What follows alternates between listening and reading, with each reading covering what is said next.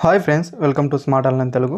Friends, వీడియోలో మనము DRTO నుంచి అయితే సెప్టెంబర్ 10 నోటిఫికేషన్ అయితే ఇంతకుముందు అయితే రావడం అయితే జరిగిందండి. ఈ నోటిఫికేషన్ గురించి ఒక ఇంపార్టెంట్ విషయం అయితే ఈ వీడియోలో అయితే మనం తెలుసుకుందామండి. ఈ డేట్ అనేది ఇక్కడ అప్లై డేట్ అనేది అయితే ఎక్స్టెండ్ అనేది అవ్వడం అయితే జరిగింది.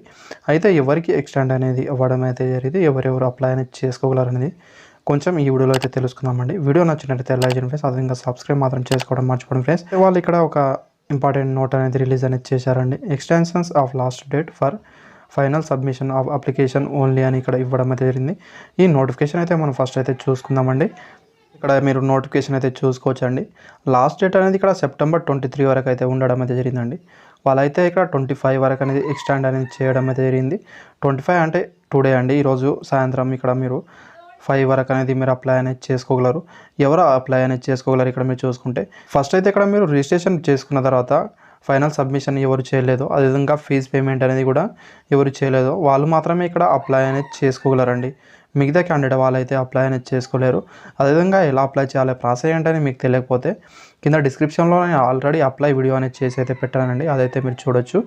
ఈజీగా మీరు అప్లై అనేది చేసుకోవచ్చండి. సింపుల్గా మీ మొబైల్ ఫోన్లోనే అప్లై అనేది చేయొచ్చు. ఆ వీడియో అనేది మీరు చూస్తే క్లారిటీగా అనేది మీకు అర్థం అవ్వడం అయితే జరుగుతుంది. Thank you friends. వీడియో నుంచి లైక్ చేయండి. Thank you for watching.